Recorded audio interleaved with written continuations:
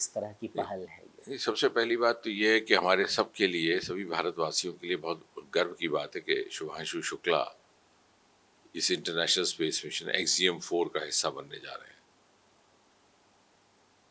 और उससे भी महत्वपूर्ण बात यह है कि जो 4 उसमें एस्ट्रोनॉट्स होंगे, उसमें से कोई ये कमतर नहीं रहेंगे या इनकी भूमिका कम नहीं रहेगी, उसका उनसे अधिक ही रहे।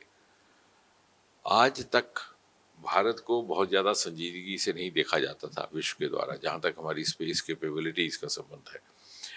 और ये सच है कि 1984 में राकेश शर्मा पहले भारतवासी थे जो अंतरिक्ष में गए थे, लेकिन वो सोवियत मिशन था और उसमें बहुत अधिक प्रयोग करने की अपेक्षा उनसे नहीं थी, क्योंकि अभी भारत भी स्पेस टेक्नोलॉजी आरंभिक दौर में थी और चूंकि सोवियत हिंदुस्तान की दोस्ती बहुत प्रबल थी तो वो भी एक पैगाम था।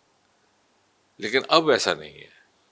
गत 10 वर्षों में मोदी जी ने जिस प्रकार से बल दिया है नवाचार को, प्रौद्योगिकीकरण को, प्राइवेटाइजेशन कर दी, एफडीआई की इजाज़त दे दी, कोलैबोरेशंस डोमेस्टिक इंटरनेशनल, उससे रातों रात स्पेस टेक्नोलॉजी में इजाफा हो, स्पेस इकोनॉमी में इजाफा हो। जब मिनिमल इकोनॉमी से आज 8-9 बिलियन डॉलर पहुंच गए और हमारे ये प्रोजेक्शन कहते हैं कि आने वाले 8-10 साल में ही या उससे पहले ही हम 5 गुना और बढ़ करके 44-45 बिलियन यूएस डॉलर तक पहुंचे।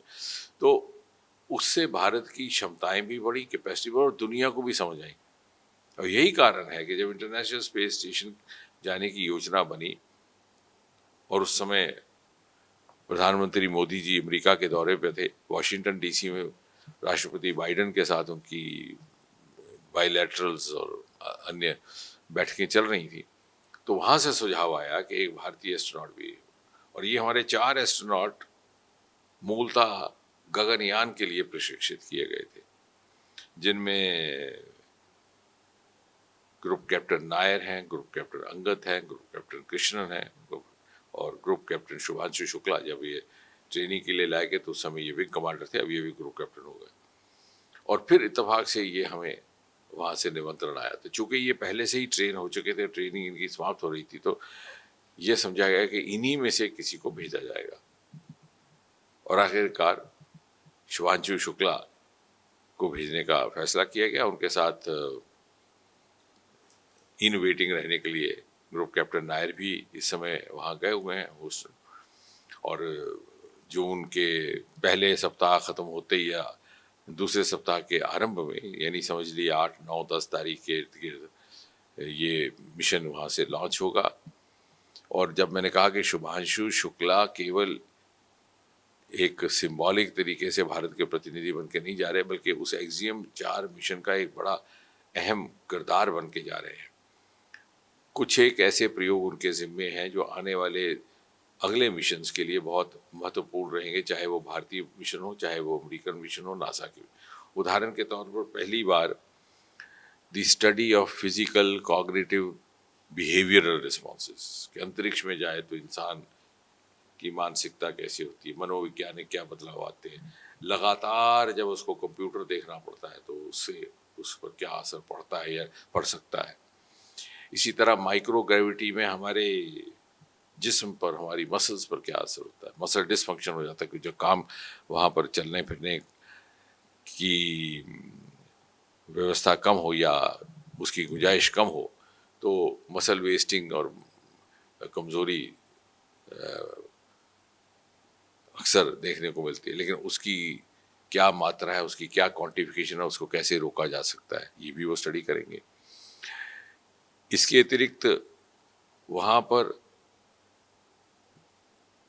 उस वातावरण में जीवन की क्या संभावनाएं हैं, उसको लेकर के ये टार्डी ग्रेड्स होते हैं वाटर बेयर्स, उनको लेके जाया जा रहा है, जो एक्सट्रीम कंडीशंस को बर्दाश्त करने की क़ुव्वत रखते हैं। तो उनके बिहेवियर से हम एनिमल स्टडीज़ के माध्यम से ये समझने की कोशिश करें। इसके अतिरिक्त जो एक्सक्लूसिव भारत की तरफ से वहाँ पे उनकी तरफ से प्रयोग रहेगा, वो 6 भिन्न भिन्न क्रॉप्स को किस तरह से स्पेस में उगाने का भी प्रयास किया जा सकता है या उनके रख रखाव का भी। किस तरह से फूड प्रोडक्ट्स डेवलप किए जा सकते हैं, जिसके लिए साइनोबैक्टीरियम एक ऐसी ऑर्गेनिज्म क्लास है जिसको प्रोकैरियोट कहा जाता है, यानी वो लाइट सिंथेसिस के माध्यम से एनर्जी जनरेट करते हैं और कई बार उस एनर्जी को केमिकल एनर्जी परिवर्तित करके अपने लिए इस्तेमाल में लाते हैं। तो उनका कैसा स्पेस में भी क्या वैसा ही प्रक्रियाएं रहती हैं जैसे धरती पर रहती। तो ये सब जब हम समझेंगे तो आने वाले समय में जो हमारे अगले मिशन होंगे, चाहे वो भारतीय मिशन हो, चाहे नासा के हो, चाहे दूसरे देशों के हो, वहाँ पर एस्ट्रोनॉट्स को लेकर के कैसा रख रखाव किया जाए, लेकिन लंबा स्टे करना हो तो कैसा हो, और वहाँ पर खान पान की क्या संभावनाएं हैं, क्या ज़रूरतें हैं, क्या तकाजे हैं, और साथ ही साथ किस प्रकार जिस्म पर असर किए बगैर आप वहाँ सस्टेन कर सकते हैं। यानी ऐसा ना हो कि आप वापस लौटे तो आप 15 दिन, 20 दिन, 3 हफ्ते चल ही ना पाए।